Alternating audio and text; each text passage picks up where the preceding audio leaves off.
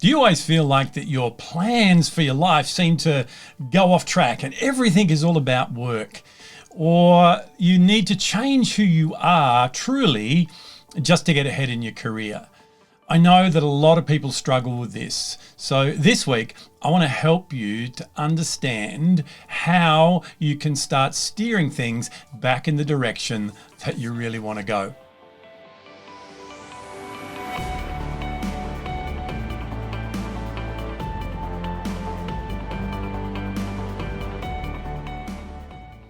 Hi, this is Grant Herbert, Leadership and Sustainable Performance Coach, and today I want to continue our conversation in the area of intention by helping you to align your career with your values. When you do things in your life that are aligned with who you truly are and what you truly value, things flow. However, that's not the case in most situations of the people that I get to work with. What tends to happen is people compartmentalize and they go, this is who I am outside of work and this is who I am in my work, in my career. Now, the problem with that is if that is different, then you're actually working against who you really are. The second thing is comparison.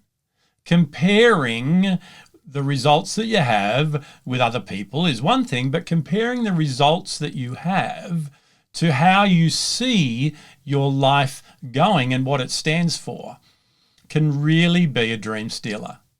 Conflicting values between what's really true to you and what you perceive you need to show as being your values to get ahead in your career can create a lot of resentment. Where a career that you started that you're all excited about, you can now feel disillusioned by, disenfranchised, disengaged, and you then go through the motions. So there is a better way of doing that. And it's by making sure that you align who you are with what you do. When you align who you are with what you do, you have a certainty, an inner certainty and confidence in yourself, a conviction that you are actually, as we talked about last week, on mission. You are doing what it is that you're called to do. And when you do that, and when you are congruent with who you truly are, you've got an inner peace. And out of inner peace comes greater productivity. It becomes a lot easier to keep your stress levels where they need to be. And it's just a lot more fun to do what it is that you do. Personal values are those things that you believe are important to you, and they determine your priorities. One of my greatest values is family.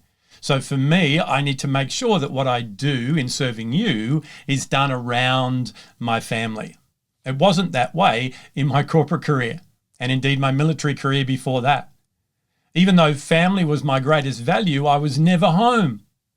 And that was a sense of internal turmoil for me that made me question whether I was actually doing the right thing. That put me in a state of guilt and shame. And out of that came some very unresourceful behavior. So, what is it for you? What is it that you truly value that you are not actually feeling congruent with? Your values become your personal GPS. It steers you, or they steer you in the direction that you want to go. When you go off track, you can sense that there's something not quite right.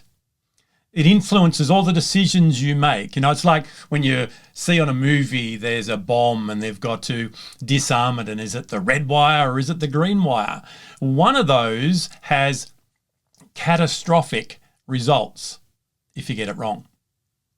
And a lot of decisions that you make in your career, in your life in general, have the ability to go wrong. So your values are there to guide you so that you know which wire is the right one for you to cut and when. Your values change over time. I remember years ago, all I wanted was a black 911 Porsche. I knew that if I had that Porsche, I would be successful. I don't want a Porsche anymore. It's not something that is truly important to me. There are other things like investing time with my grandkids and travel and, all those things that take priority.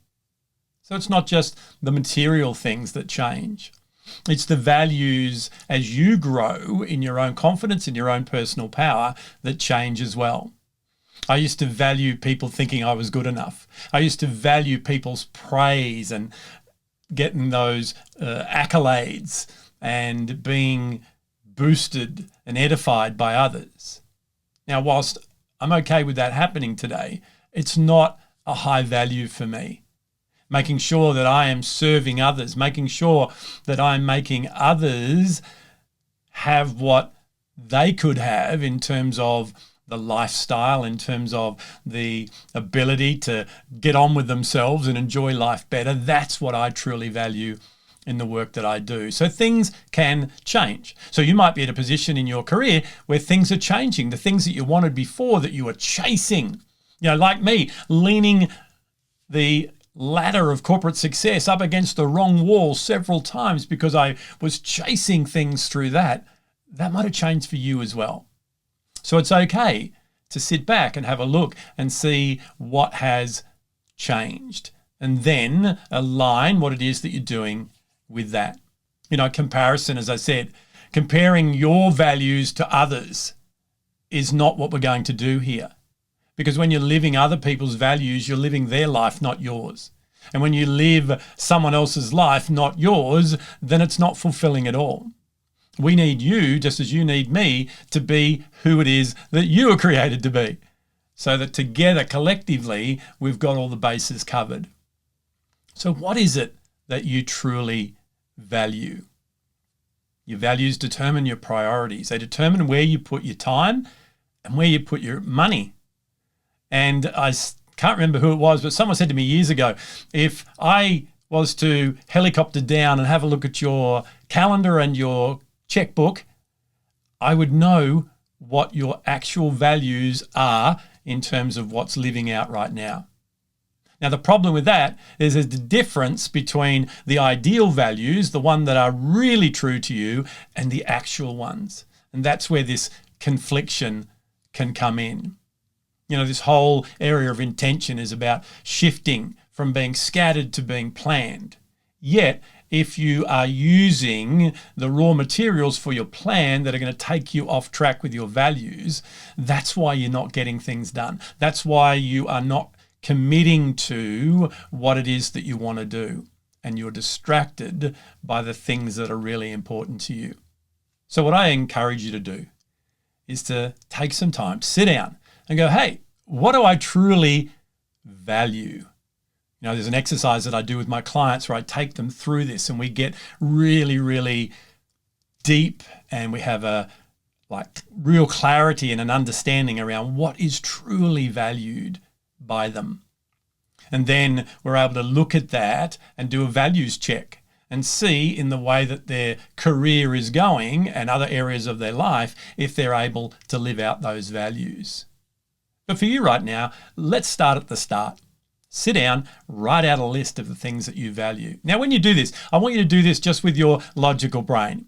The challenge is, as you start writing that list, you might start feeling guilt and shame and other emotions which are not going to serve you. You might also have some data going on in there from that internal dialogue that's confusing. So it's not an easy exercise, but it's one that needs to happen. Because what we're going to do moving forward is we're going to have a look at your vision. We're going to have a look at what you see in the future, not just what you're seeing on a day-to-day basis. But to do that, we need you to have your values fresh in your mind, even revisiting ones that you've lost so that you know exactly what it is that you stand for and what are your priorities. So go ahead, give yourself permission to have some time to sit down and work out what your true values are. Well, that's it from me for another week. Join me again next week as we continue this conversation and we go to the next step.